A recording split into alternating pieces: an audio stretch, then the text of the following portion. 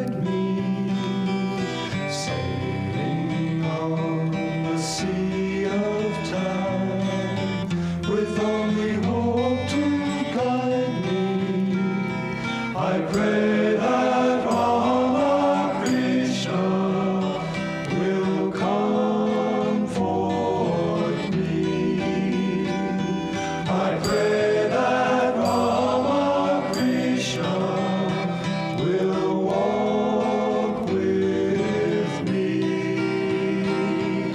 I cry to him when I'm alone. I chant his name and offer him my weary heart. Stumbling through life's endless play with strong determination, tired from the fight with ego, seeking liberation. I pray that Rama Krishna will comfort me. I pray that Rama Krishna will walk with me. I cry to him when I'm alone. I chant his name and offer him my weary heart. Rama, Rama, Krishna, Krishna, Rama, Krishna, wipe my eyes. Rama, Rama, Krishna, Krishna, Rama, Krishna, wipe my eyes. Dry my tears. Come and comfort me.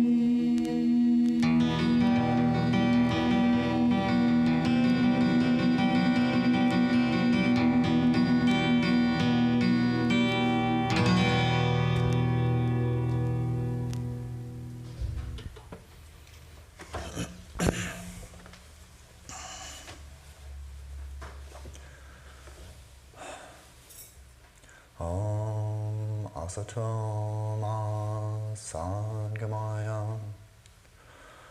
Tamaso Ma Jyotirgamaya Mrityama Amritangamaya Avir Avir Ma Edhi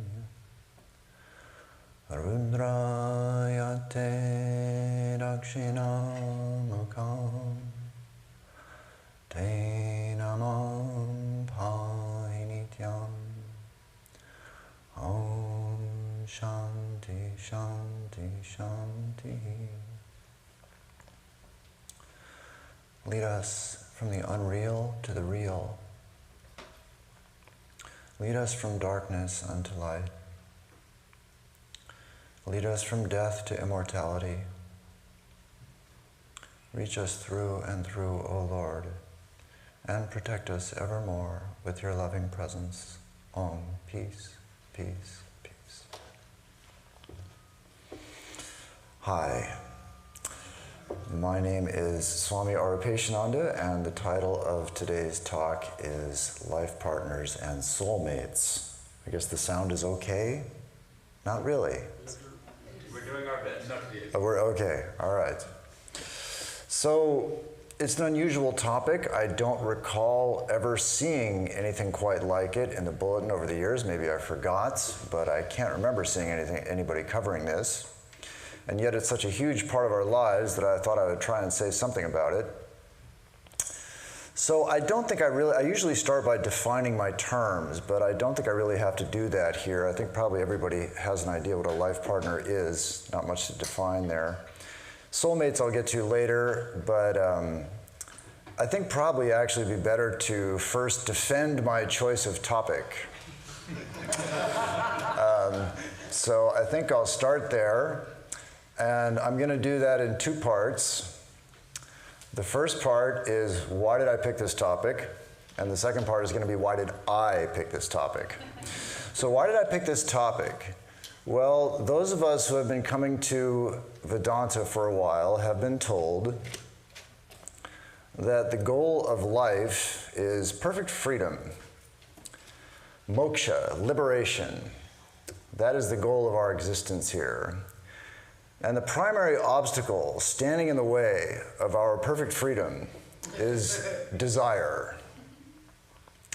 And of all the desires that we face in life, I don't think anything has quite so confounded and befuddled and addled the pate of man with the same force and influence that the desire for the flesh has. As it says in the Imitation of Christ, there is nothing that so defiles and entangles the heart of man as impure love for creatures. And so this is one of the primary motivations we find for people entering convents and monasteries, is that they are trying to overcome this influence. But ultimately, according to the Bhagavad Gita, it actually doesn't really matter. Because we are all going to the same place. Sooner or later, we're going to get there. As Sri Krishna says, whatever path men travel is my path. No matter where they walk, it leads to me. And so, to overcome this desire for the flesh, the monastic tries to go around it, you could say. He takes the path around it, while other people are taking the path through it. Of course, most of us who are doing that have no concept that we're actually doing that in order to overcome it.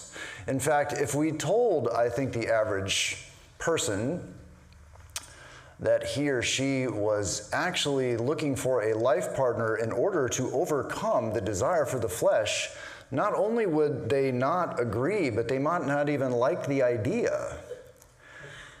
The desire for the flesh is such an insidious enemy that you actually don't know that it's an enemy.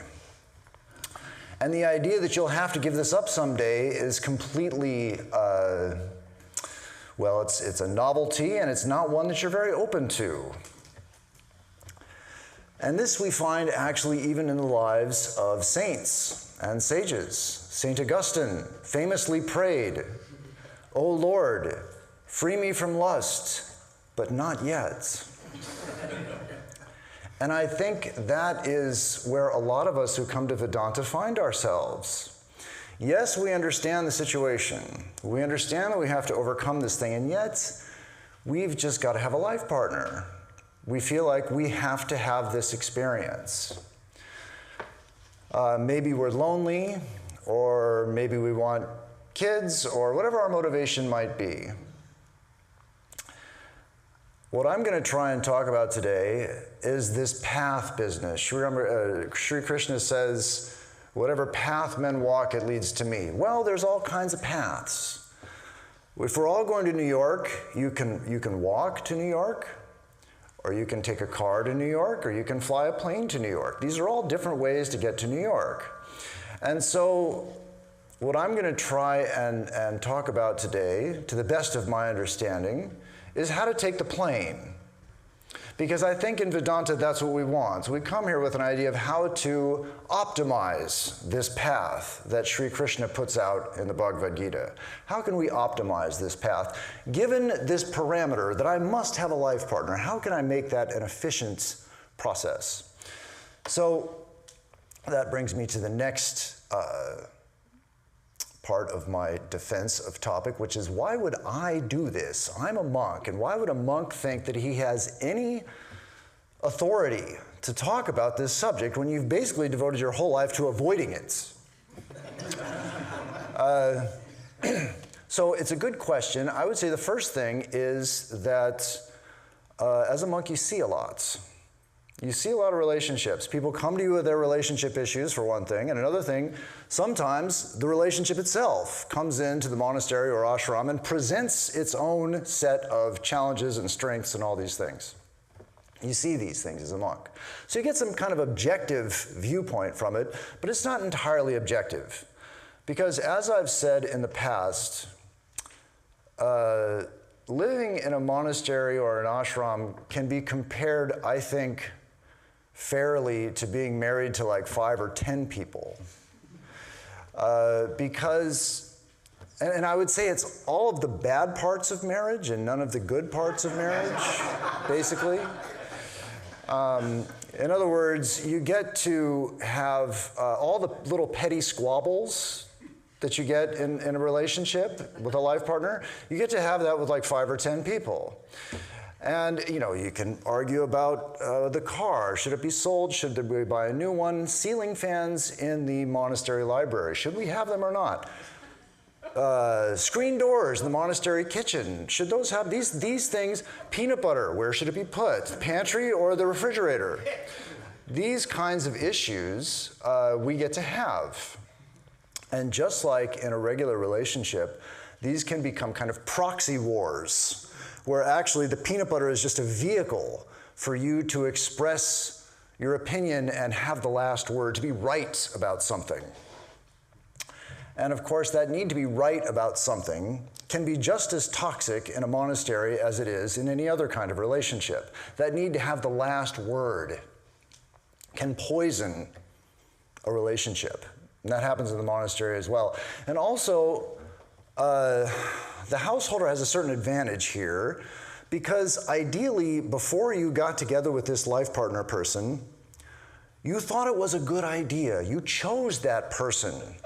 You thought, I might be compatible with this person, I like this person, or even if it was arranged for you, you have other people that supposedly have your best interest in mind that thought that you two would get together and work together. In the monastery, I mean, I guess that's what God is doing, but it is not at all clear when you live there that that's what's happening, because you find that you might be spending decades across the table eating cereal every morning with someone that you would not spend 5 minutes with out in the world. That's just the nature of the setup. That's just how it is. So that's why I think as a monk, I actually have at least some ideas of how a life partner can be endured. And what I just referred to as kind of the last phase of what I'm going to call the life partner experience, which is the endurance phase. So first I'm going to talk about the selection phase, and then the attraction phase, and then after you get together, there's the endurance phase, where you basically are putting up with this person for an extended period of time. So as to this selection process, again, why would a monk think that he has anything meaningful to say on this process? Well, actually, I would say that we're all looking for the same thing.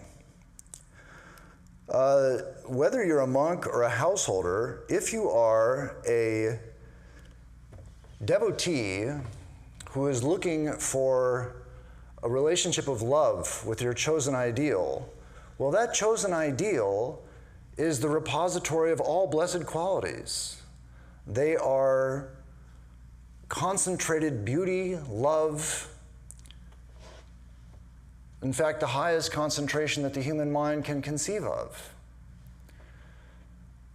The most beautiful, most loving, most understanding, most wise, everything, go down your magic list. Even the funniest. You know, Swami Vivekananda, they caught him laughing in his room one time. They asked him, what's going on? He says, oh, God is so funny. And so we're all really kind of looking for the same thing. The difference is that the monk is trying to find the conceptual limit of this through a transcendental experience, at least the devotee monk, the bhakta monk. While the person looking for a life partner out in the world is looking for it out in the world. And the first thing I think is pretty obvious to everyone is that's, this limit of the conceptual limit of wonderful qualities, it's not going to happen out there. You're not going to find that. That's the first thing you figure out. It doesn't take much time to figure that out. And what's the first thing we do, generally? We look. We look around. Either we look around at work or we look on a computer screen, or that's what we do. We look. So the first parameter, you could say, we have is physical. So for the monk, this is easy. God is the most beautiful thing you can imagine. Well, out in the world, that's not going to happen. So the question becomes, well, just how beautiful or handsome? I think it's safe to say most people want a beautiful or handsome life partner to some extent. How much? Do you want the most beautiful, handsome person in the world? Well, that might pose some problems. If you had someone that stopped traffic wherever they went, and every time you went out to dinner with them and you went to the bathroom and you came back, there's a crowd of people trying to take your place, that probably would fill you with a kind of insane jealousy and possessiveness. Or possibly you'd be full of self-doubt and insecurity, thinking, why is this person interested in little old me? It might be fun for a while, but long-term, it's probably not practical. And of course, the other end of the spectrum, something hideously ugly, you're not going to look twice at, which is too bad, really, because that might be the most wonderful life partner you could ever find. But if you're not going to look twice at it, it's over. So then the next question is, what's the next metric? How do I measure this quality that I'm looking for? Well, it's relative to myself. Do I want someone better looking than me or worse? Well, sometimes I like to feel like I'm the beautiful one, and other times I like to admire the beauty of my partner. And so sometimes I want one and sometimes I want the other. Clearly, that's not going to happen. This is impossible. There is no perfect amount of physical attraction that is going to be just so for me, because it's a moving target. And you say, okay, well, this sounds a little superficial. Let's go deeper. Okay, I think another pretty common desire for a life partner is intelligence. We want someone smart, someone stimulating. How smart do you want them to be? Smartest person in the world? Probably not. You're going to feel pretty dumb. They're going to be explaining things to you all the time. And by the time they've dumbed it down for you 3 or 4 times with their explanation, they're probably going to get tired of you. And of course, at the other end of the spectrum, that's not going to work either. You can't pair yourself up with an idiot. It's not going to make you feel smart. You're just going to feel like you're babysitting. So again, we go somewhere in the middle, somewhere relative to me, something relative to how I perceive myself. And we think, again, well, sometimes I like to be the teacher. Maybe I like to be the teacher most of the time, but I don't want to be the teacher all the time. Sometimes I'd like to learn something, or maybe I'd like to mostly be the student. But occasionally, sometimes I'd like to show that I know something too, and I'd like to teach something. And so again, there is no perfect IQ out there. Sometimes I want something, sometimes I want something else. I could go on down the list. I'll do one more, humor. I referred to that earlier. Same thing. Do you want to be with someone who's got you hyperventilating, laughing all the time? No, every once in a while you want to be serious. Do you want a humorless drone? No, of course you don't. Life is no fun with one of those. Whoever you're with, inevitably, you want them to pick you up and make you laugh when you're feeling down, and sometimes they won't do it. And other times they're going to be clowning around when you want them to shut up and be serious. That's just how it is. There is no perfect sense of humor that is going to work for us. I'll stop there. And I want you to think about your own magic list. What exactly is it that is optimal here? You can't find it. Why not? Because what are we doing? What we're doing is we are trying to satisfy the ego. That's what we're trying to do here. We're trying to satisfy the ego. It never works. Why? Because to satisfy the ego is to kill it. If the ego has nothing to complain about and nothing to desire, it's dead. And so this will never work. So what's the takeaway lesson here? It's not that I'm going to have to compromise. It's that what I want, I can't even specify in principle, in theory. It doesn't even exist. And so what's the lesson we take away from that? Well, for one thing, mutual attraction is not a sufficiently solid basis upon which to build a relationship, because it's constantly shifting. Just like I have constantly shifting needs, so does the other person. Mutual attraction is not enough. We need something else. We need a more solid basis for our relationship. People pick all kinds of things. Music, painting, travel, whatever it is. We have some common love that we like. Of course, I'm a monk, I advocate God.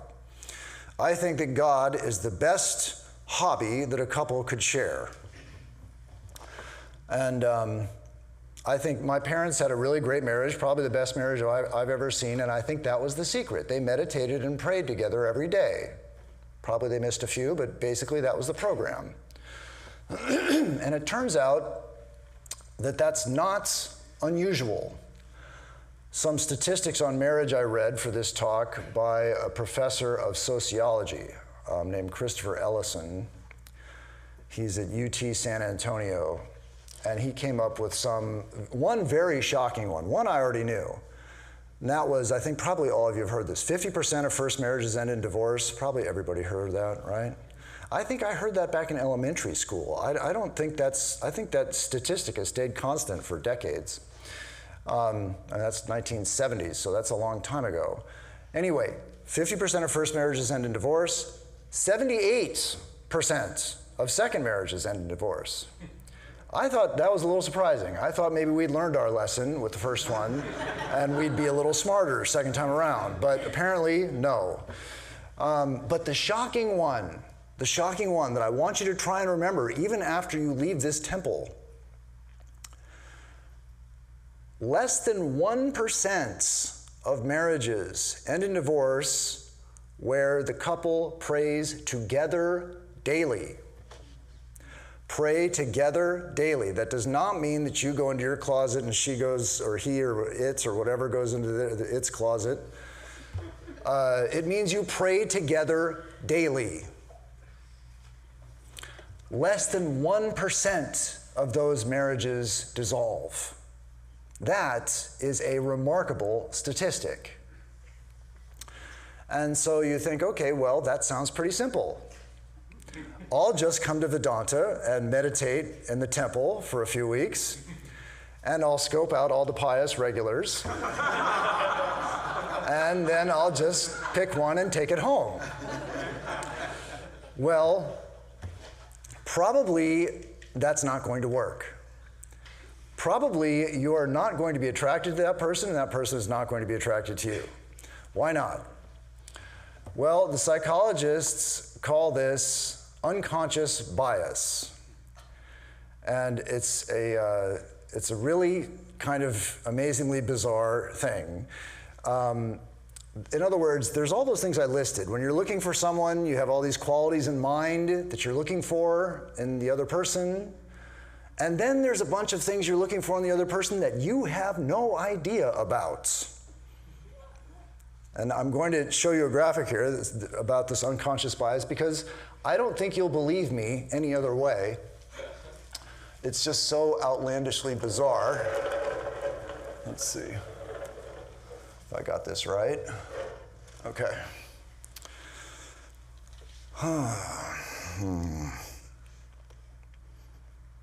Hello, there you go. Okay, I thought that was going to make it work. Oh, there we go. Okay. All right.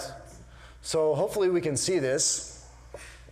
What we have is a list of the 5 most common surnames in the United States. Okay, so Smith is the most common surname in the United States. Brown is the 5th most common surname in the United States. The top row are the grooms named Smith, and the bottom row, or the column on the left is the brides named whatever. I'm sorry, they're not all Smith. The names of the grooms are on the top row, and the names of the brides are on the left column. So, in other words, a Smith marries a Smith 198 times. A Smith marries a Johnson 55 times. A Smith marries a Williams 64 times. Okay? These are raw numbers, taken from marriage records in a particular state where it was easy to get marriage records. So what do you notice about this diagram? The main diagonal. Smiths marry Smiths more than they marry anyone else. Johnsons marry Johnsons more than they marry anyone else.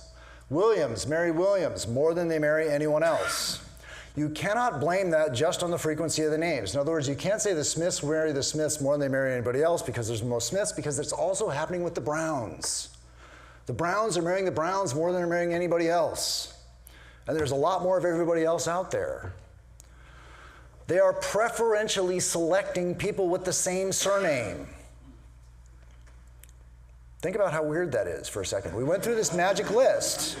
Right, where you got, physical appearance, you've got intelligence, you've got humor, you've got all these things you're looking for in a significant other. I have never met anyone who said that they wanted to marry someone else with the same last name that they had. I've never heard that. Maybe somebody of you have, but I don't think that happens very often.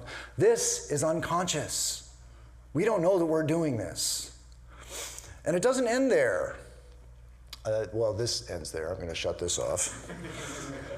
But the unconscious bias comes up in other totally bizarre ways. Another thing that I learned looking around at this stuff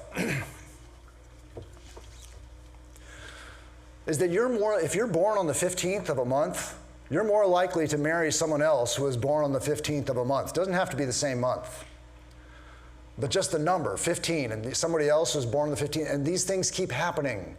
You go down the list of all these crazy parameters that seem to have nothing to do with romantic interest, and yet there's these correlations.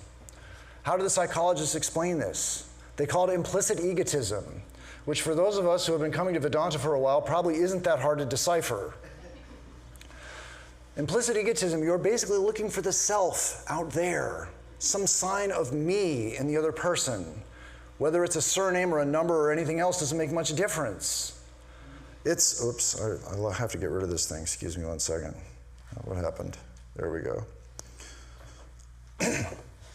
Whatever the parameter is that we think that we somehow subconsciously identify with the self, we look for it outside. And those of us who have been reading the scriptures for a while know that this idea is straight out of the Upanishads, Brihadaranyaka Upanishad. I will quote for those of us who don't know what I'm talking about, although I think a lot of you do.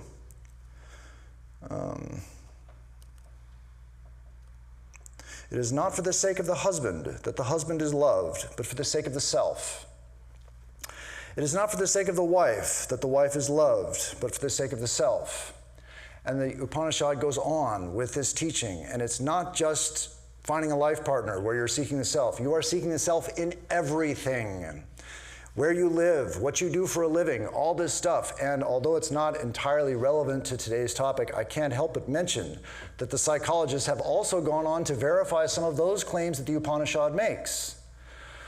For example, if your name is Virginia or Georgia, you are more likely to live in Virginia or Georgia. If your surname is Carpenter or Baker, you are more likely to be a carpenter or a baker. So we really do this. We really do seek the self in all things. And so this is the psychological explanation of why coming to the temple and trying to find a saint to take home isn't going to work. Because what we seek is ourselves out there.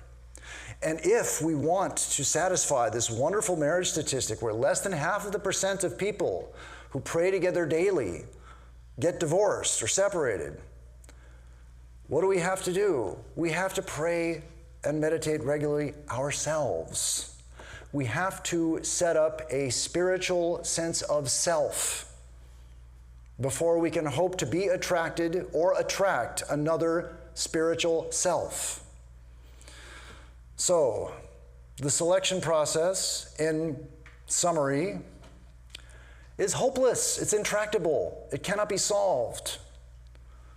And yet there's this statistic, if we want to get a hold of it, if we want to make that work for us, prayer and meditation regularly is the answer. And I'm going to assume that you're skeptical of this, and that you think, well, that's your answer to everything. Regular prayer and meditation. Yes, it is. And I think I'm right, and it shouldn't be too surprising because I'm a Swami and it seems to work. Nevertheless, let's consider the alternative. This is what Google told me when I asked Google how to find a life partner. Surprisingly, I should say, ChatGPT agreed with me. I was amazed at this, but ChatGPT actually says, I asked it, how do I find a life partner? Gave me 10 things to do. Number 1, get to know yourself. How do you do that? Prayer and meditation. Self-realization, that's what we're trying to do. So ChatGPT is on board. Google is a little bit more traditional, you could say. So let's think about how that happens. This brings me to the next part of the talk, which I'm going to call the attraction process. So however we found somebody, the qualities match up well enough that we think we're interested in this person, we're going to try and attract this person to ourselves. So, well, how do we typically go about that? Well, we try to put our best foot forward. We try and look as nice as we can. We try and act as nice as we can. We don't pick our nose in front of the other person. We try to be charming and witty or erudite or whatever it is we think is going to attract this other person to ourselves. In other words, at least for the time being, we hide all of the dirty laundry. And we try and put all the best that we have on display. And if this works, then what that means is the other person, we will stay together for some amount of time, long enough for the other person to figure out that there was a lot of stuff that I wasn't talking about. There's a lot of things on the label. I've got a bunch of neuroses and compulsions and manias and phobias that I didn't talk about in the beginning. I was just fun. And now I've got all these weird hang-ups. Well, hopefully they're willing to put up with that because my good side is good enough. Now, if they like me, they've done something very similar.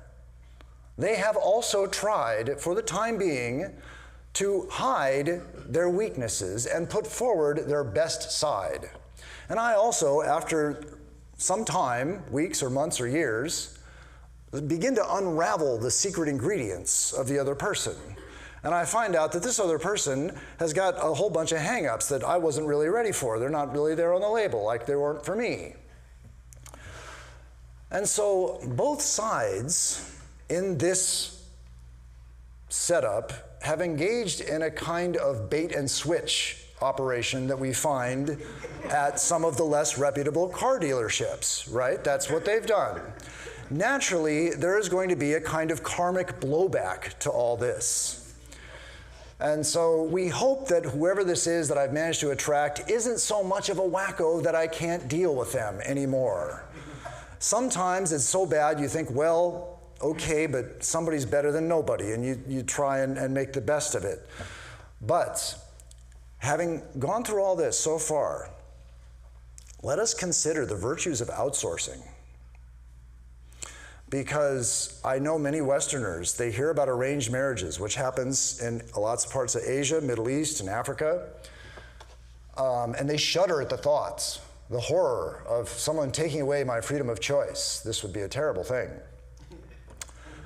Well, considering how we go about this on our own, at least you wouldn't have to deal with this bait and switch thing with the, trying to attract the other person because you're put together, at least conceivably.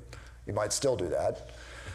But one major advantage to this, your in-laws would be on board. Your in-laws have picked this person for you because they think this is going to work. Now, this may be surprising. It was surprising to me because I had no idea, but I looked at a Forbes survey, and they found that the number one reason for divorce in 2024, number one reason, toxic in-laws. That was it. That was the number one reason for divorce. So if you want someone, it stands to reason, if you want to have a life partner, someone that you can share your life with, it's good to get the relatives on board. It's good to get family approval. And so that brings me to the next part of this talk, which is what I'm going to call the endurance process. And what's interesting about this is that as I was typing this up, we had a fire in the desert of all places, and I had to evacuate, and then I had to stop working on this talk. And I came back and I started typing this part of the endurance part of the talk up. And I got an email from a devotee, a mother-in-law, who just told me that her daughter-in-law had walked out on her son and filed for divorce. That was odd. I thought, you know, I'm just sitting down to do this, and I've never gotten an email like that before. And here it is just a few days before this talk, and I'm getting this email with this story about why they got divorced and all this. Okay, I thought it was also kind of painful for me to hear this because I married them. And that's weird because monks don't do that. Monks aren't supposed to marry people. In fact, monks aren't even supposed to go to a wedding. It's considered bad luck in our tradition if a monk shows up to your wedding. And so I told them all this. I said, you know, but this was a problem for me because in Trabuco, so many people would come, and in the desert too, people come and they want you to do their wedding. And you try and explain, well, this is done by priests. This isn't done by monks. And that distinction, priest-monk, is just lost on a lot of people. They look at you and you think, well, you're wearing robes. Aren't you some religious guy? I mean, don't you do this? That's what religious people do. They marry people. And, you know, so I got tired of saying no after a while. And I thought, you know, I feel kind of weird. It's such a huge part of people's lives. They're coming to Vedanta as a spiritual home, and they want to sanctify their union, and it's just like, go find somebody else to do it. And so there's one Swami in our country, very senior Swami, who does this. And I thought I'd ask him for advice. What does he do? How does it work? And all that. And so I got his blueprints about how to do this. And then I thought, okay, that sounds pretty good. The next couple that asks me to marry them, I'm going to say yes. And so what's his blueprints? Well, first of all, this whole kind of fairy tale happily ever after thing that you get in the movies sometimes with life partners and marriages and all that, forget it. Out the window. That's not why you're getting married. You're not getting married to be happy. You're getting married because it is an opportunity for spiritual growth. It is an opportunity for flexibility, service, and above all, forbearance, what is called in Vedanta titiksha, forbearance. This is the big lesson that we're going to learn through our life partner, how to put up with them, basically. Shankara defines forbearance as the endurance of all kinds of afflictions without rebellion, complaint, or lament. And Holy Mother says that this forbearance is the highest of all virtues. So we're going to tell these star-struck newlyweds, or newlyweds-to-be, that they're going to suffer all kinds of afflictions at the hands of this person they're head over heels in love with at the moment, and that this is actually a wonderful spiritual opportunity for them, and they should try and get rid of all ideas of happiness and enjoyment through marriage out of their minds. And you may think, well, gee, that doesn't sound very reasonable. Why would anybody sign up for that? Well, consider the alternative. This, I think, was summarized very well by the playwright George Bernard Shaw. It's kind of funny. He says, when two people are under the influence of the most violent, most insane, most delusive, and most transient of passions, they are required to swear that they will remain in that excited, abnormal, and exhausting condition continuously until death do them part. So that is clearly unrealistic. You may think that this forbearance talk that you give to the prospective couple is a buzzkill. It's a good one. Kill the buzz. Don't go into this with some toxic fairy tale that's delusive, that can't possibly be maintained for the rest of your life. Get rid of it immediately. That was the Swami's advice. And you think, okay, well, who would ever sign up for that? I'm signing up for a lifetime of misery. No, not necessarily. Not necessarily. I'm going to tell you a story of forbearance that actually changed the quality of a marriage. She didn't just forbear until she died. She actually managed to change. This is what all the people want to do. I met somebody, he's the perfect whatever, but he's just got this or she's just got this or that, and I'll change that, right? Famous last words. Doesn't happen. But anyway, this one actually happened, and it was through forbearance. So what was the situation? Her name is Vishnupriya Ghosh. She is a disciple, was a disciple of Sri Ramakrishna, and I know I said some nice things about arranged marriages a couple minutes ago. This is not a very good example, supporting example. She got connected with, she was this virtuous, pious woman, and she got connected with a worthless drunk. And she tries, like everyone who is stuck with someone who has some undesirable qualities, to reform him. Doesn't work. So she goes to Holy Mother and says, my husband's a worthless drunk. Help me. And Mother doesn't give her any instructions. She doesn't say anything. She sends her to Sri Ramakrishna instead. She says, go see Sri Ramakrishna. So she does. She goes to Sri Ramakrishna and tells the same thing. I've got this drunkard of a husband, and help me. And he doesn't tell her anything to do either. He sends her back to Holy Mother. And this goes back and forth 6 times.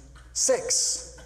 Finally, Holy Mother says, okay, and she writes Sri Ramakrishna's name on a leaf and tells Vishnupriya, repeat the name.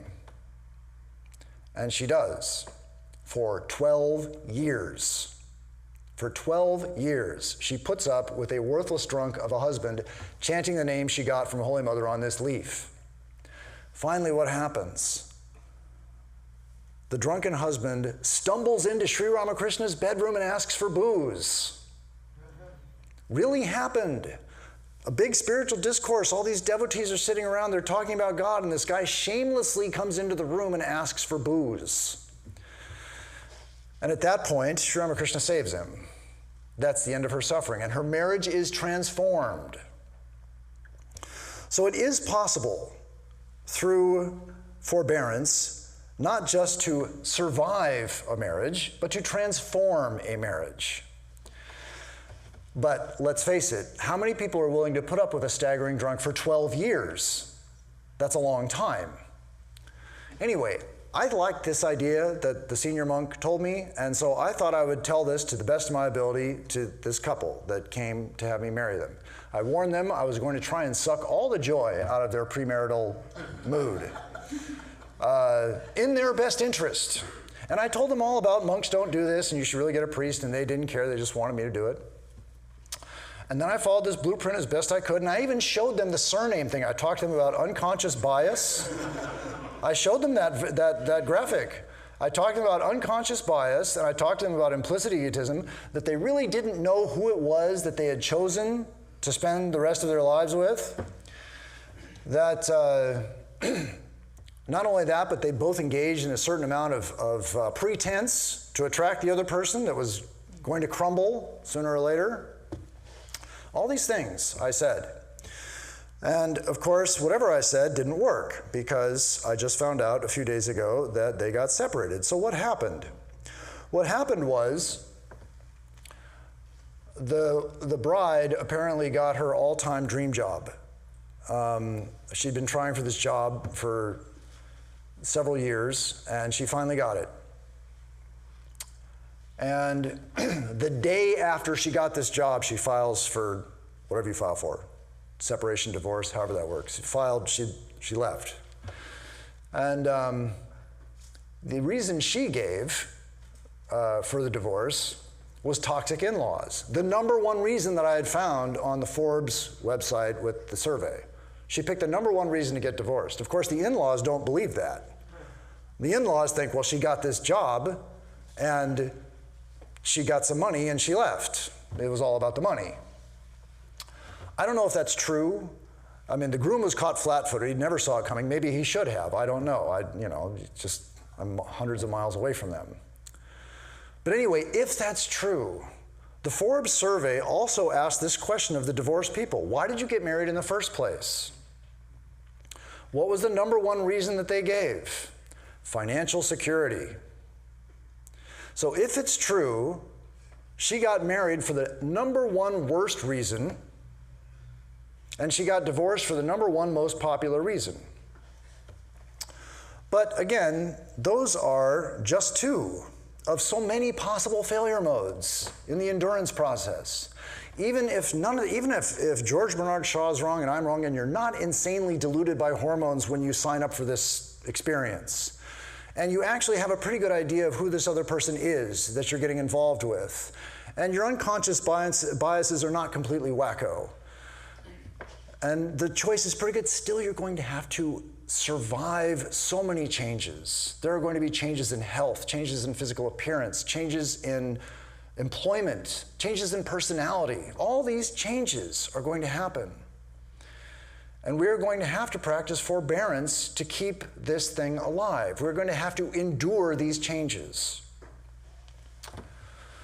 And of course, like I said, I try to tell this to the couple, but you can't hear this when you're overwhelmed by desire. When desire has destroyed your brain, you can't really hear any analysis.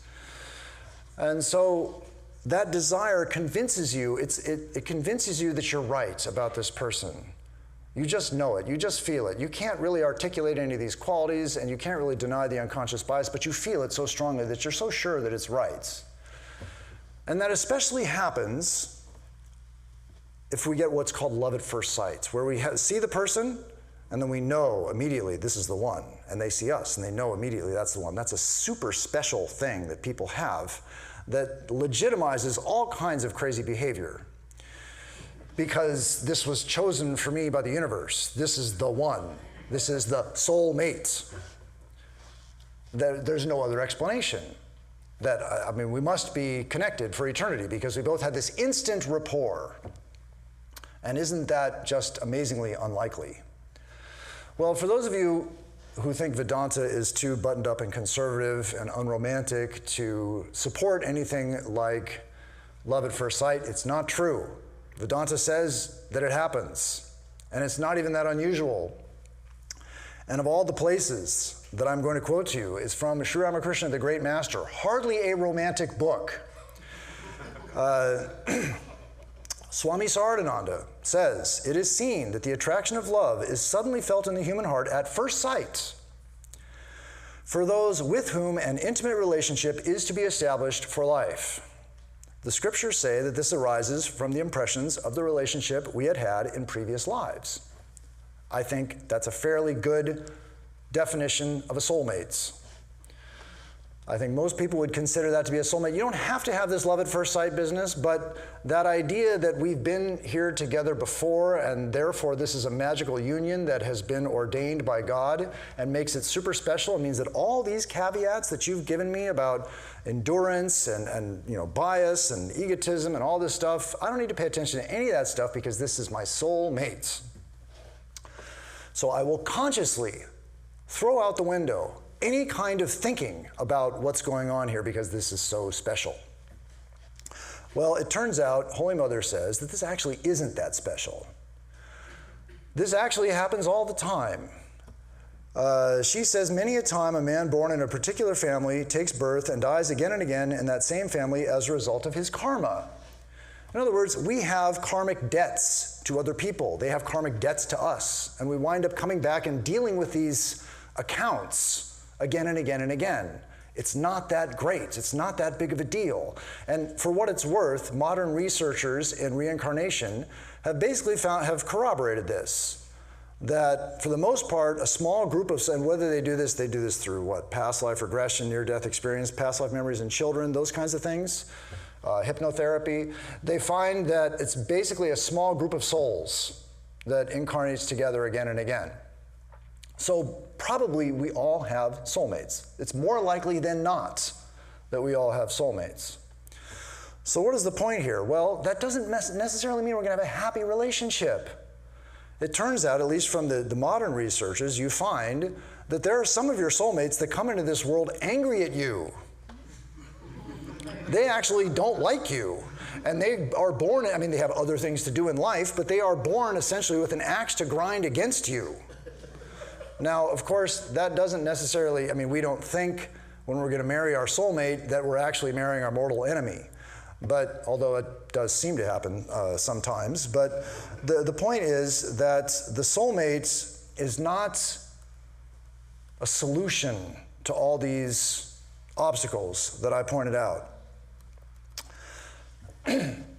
And that kind of woolly thinking that goes with the soulmates isn't going to save us from those things. But I would say one thing about this woolly thinking and how this person is the vehicle for all of my love. And that is that while we are a little unclear on how to aim our love, where to place our love when we're looking for a life partner, very unclear, I guess you could say. We're not unclear about what it is that we want. We know what we want. We want a beloved who understands us when no one else does, and we want to be able to understand our beloved in ways that no one else can. We want to be able to admire the beauty and brilliance of our beloved. And we want our beloved to admire the beauty and the brilliance in us. We would like our beloved to pick us up when we're feeling down. And when we're feeling strong, we'd like to have a beloved that we can pick up when they need our support. And we want our love not just to be pleasurable. We want our love to be meaningful. And it should be nourishing. It should make us better people. It shouldn't just be something superficial. And we want our love to grow with time. We don't want it to become old or stale. We want the relationship with the beloved to get strengthened with time and be more enjoyable, more meaningful, more rewarding as time goes on. That part of the fairy tale, according to Vedanta, is true. We get to have that.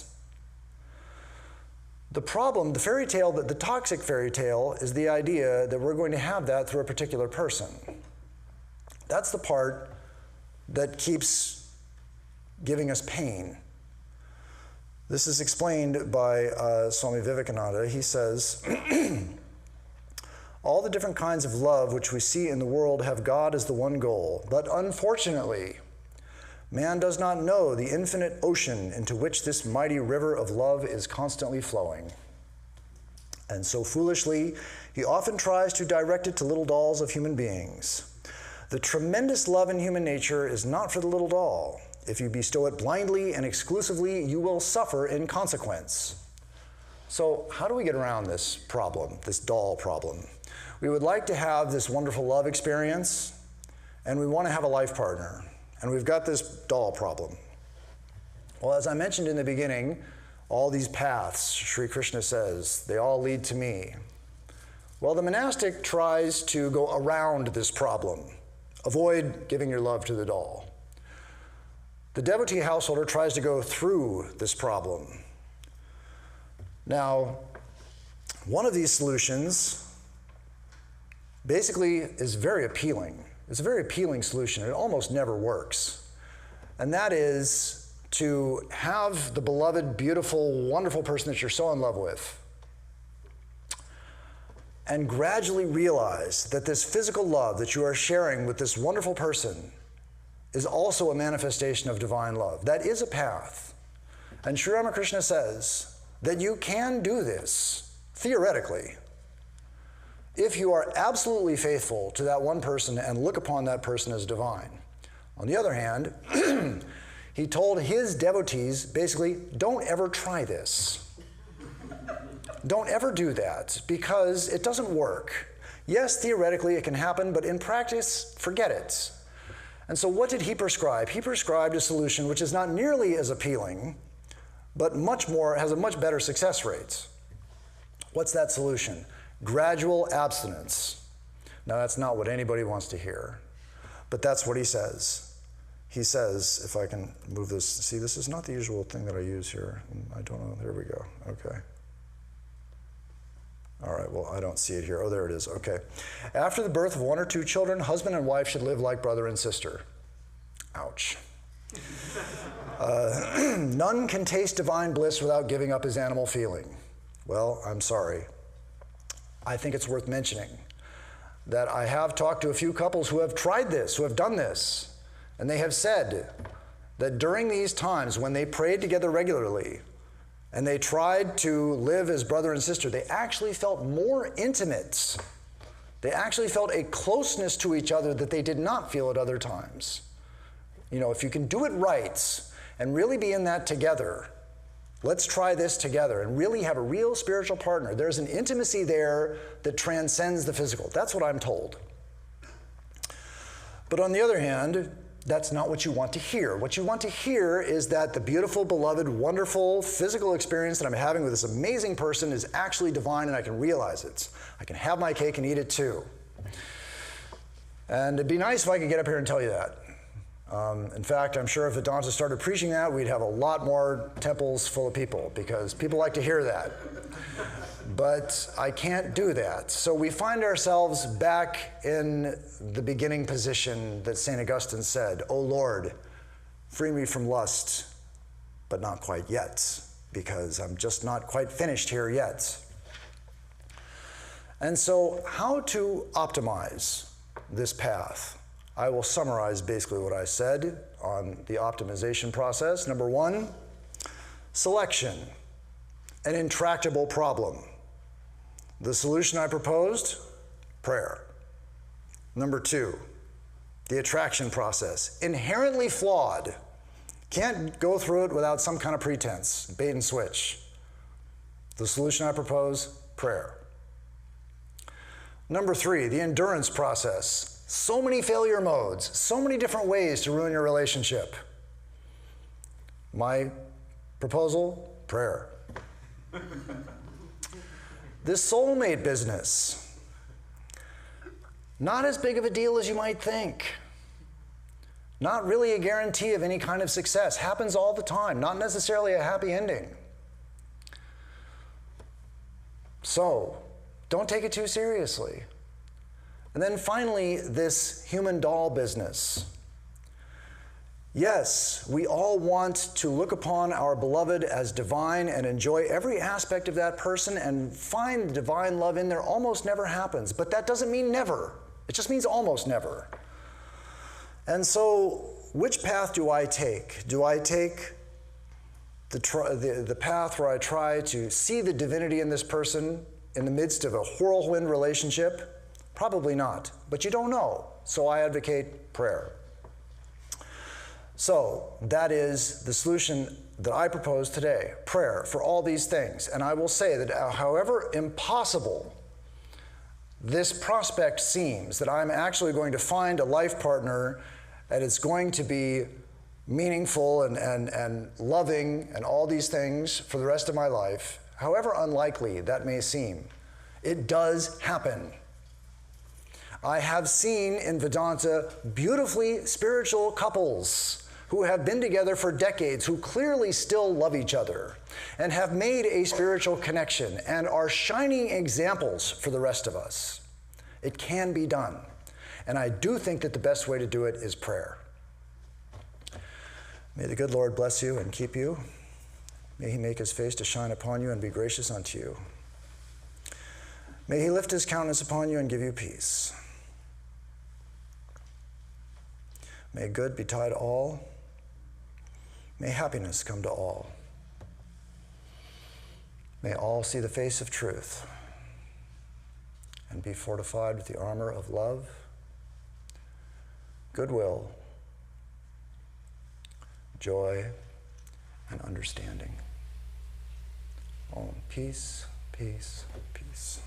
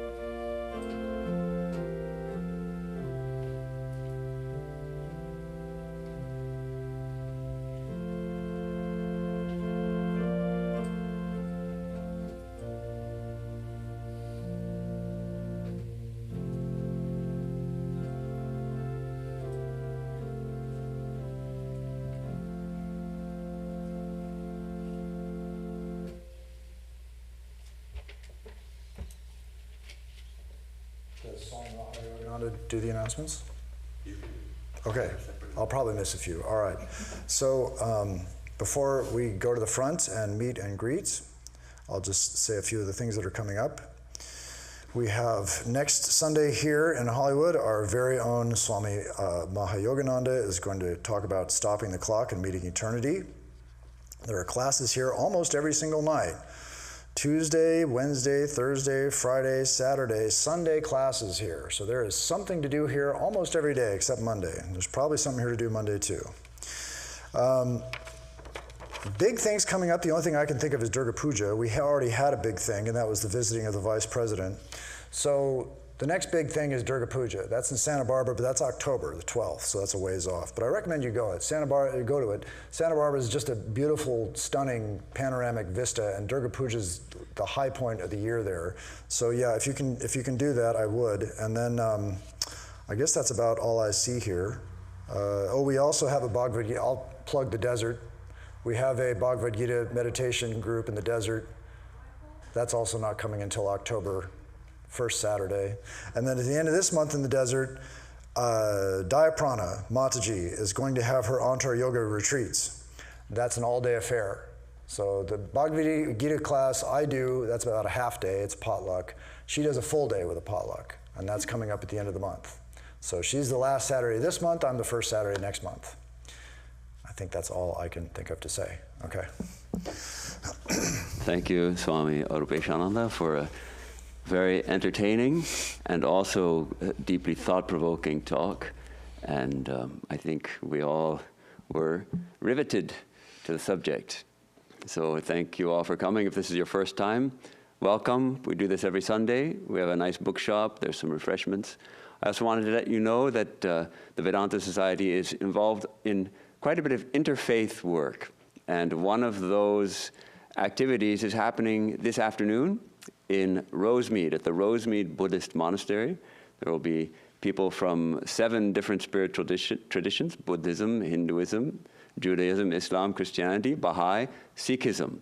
And we'll be talking about some spiritual topics, and you're welcome to attend. That's the 3 p.m. at the Rosemead Buddhist Monastery.